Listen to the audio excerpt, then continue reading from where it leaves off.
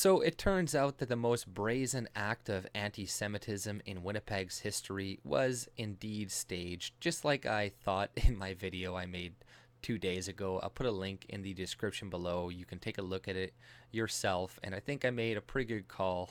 But honestly, I don't feel that great because most people, I think, unless you're completely brainwashed, would be able to tell there was something fishy about the story.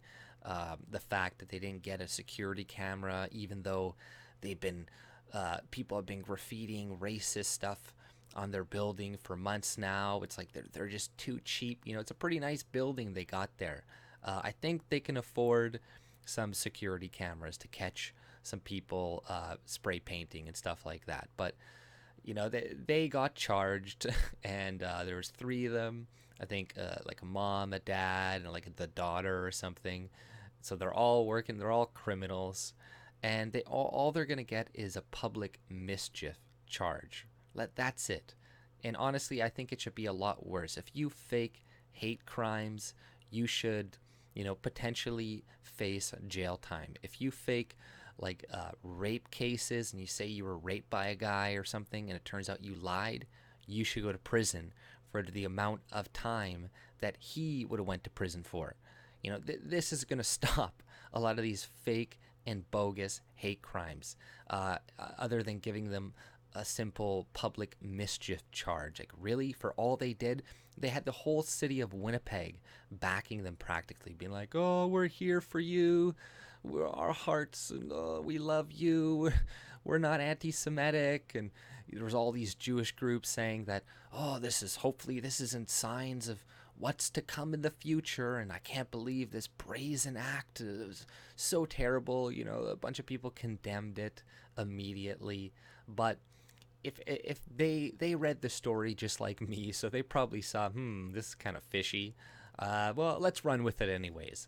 Let's go with it anyways, because clearly this is going to work in our favor. We can demonize the right wing again. We can kind of assume that it was these evil right-wingers that did it. This works perfectly for our narrative. So let's not really fact-check this. Let's not look too deeply into it.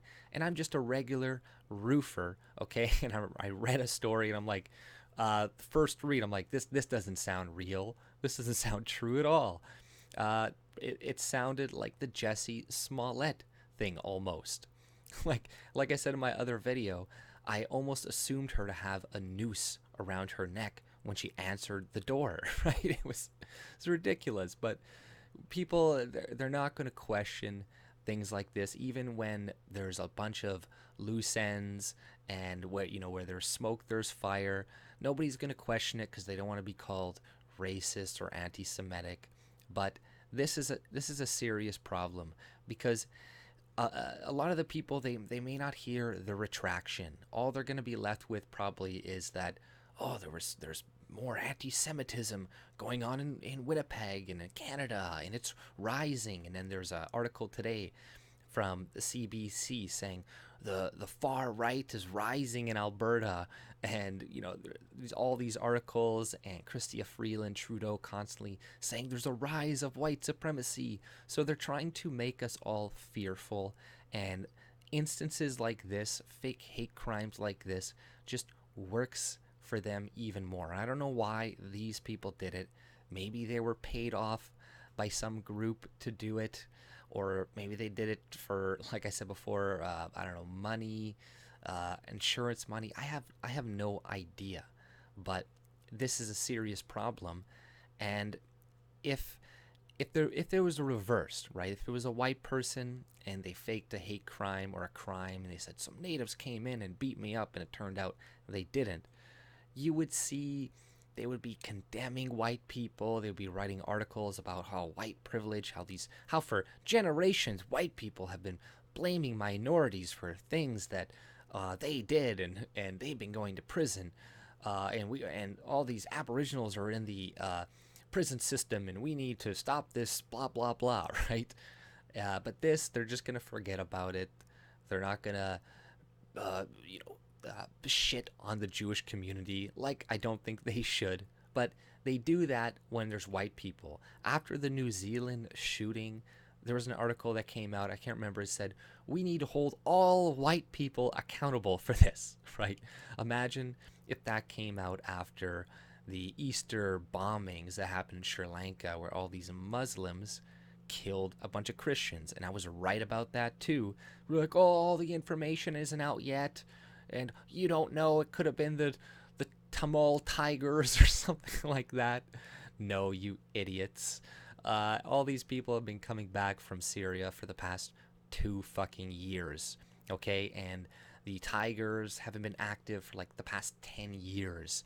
And, you know, like they did this during Easter. They were suicide bombers. Like, come on. Did you really think it was like, I don't know, anybody else? Clearly it was them. But, you know, they're not going to speculate when it comes to that. But when it comes to anything else to do with us, they're going to speculate. They're going to be like, wow, this person had one tweet that was kind of supportive of Trump, so he's probably a right-winger or a white supremacist, blah, blah, blah. But this is hilarious, right?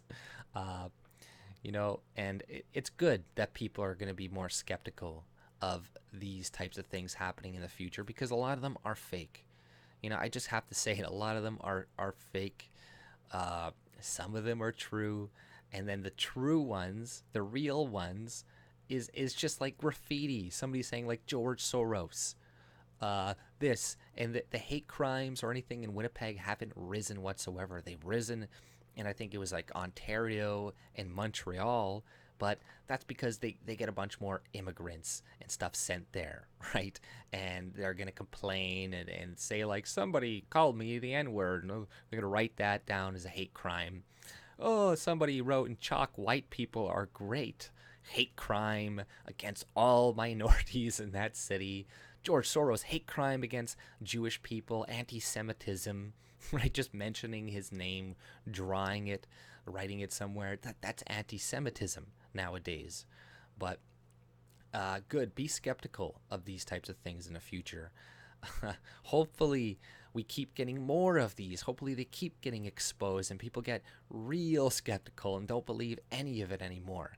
You know, I'd rather them to believe practically none of it than to believe all of it, right? I'd rather believe none of it. I'd rather be skeptical of each and every one than what is going on right now, where it's just like, well, we have to believe these people no matter what. But no, fuck that. That creates division. This type of shit is not good. And this is just, once again, what you get with diversity. You get a bunch of different cultures in the city, and then the only non-protected class tends to be white people, as you can say and do whatever the fuck you want to them. But then these other people come in, Jewish, Islamic, whatever else, and then they complain, and they're like, oh, there's hate crimes, and there's this happening towards us. You need to change your laws, and you need to do this and do this because we feel threatened. It's like, go away. Leave. Go to Israel. You know, fly to Israel. You have a homeland there. They will take you in. They will take you in, okay? I don't have that. I don't have that option to go to some place after my country gets overrun by immigrants. I don't have that. But you do, so you can go there. You know, I'm so sick and tired of pandering to any of these groups. We just got to say, fuck it. This is the way we're doing things. If you don't like it, fuck off. Like I heard Salvini or something was going to try to make it mandatory to put a crucifix in every single building or every government building or something like that in Italy. I'm like, that's what we need to do. Stuff like that. It's like, no, fuck it. You know, put crucifixes in all buildings. And they have to be, you know, including mosque and you know, temples and whatnot. Fuck it. No, this is a Christian country. This is our country. We're going to do things the way we want. And enough of people coming into our country voluntarily and then creating fake hate crimes that waste resources, that the police could be, you know, patrolling the street, getting rid of these fucking meth addicts that are roaming the streets of fucking Winnipeg, breaking into people's homes and killing them. But no, we're going to be like the fucking UK, where 80% of their resources are spent tracking down people who are saying mean fucking tweets while little white girls are getting raped by Pakistani fucking gangs. Everybody, once again, is too afraid to say anything about it because, oh, I don't want to be racist. Oh, I don't want to be attacked by the media. Oh, fuck you. Stop being cowards, you fucking pieces of shit. But sorry about the end there. But that's all I pretty much had to say, guys. If you like my content, subscribe. Check me out on BitChute as well. Please go there because I have a feeling I'm gonna be censored pretty soon. And also check me out on Gab, Minds, IDW. I got all the links in the description below. But that's all I had to say, guys. Take it easy.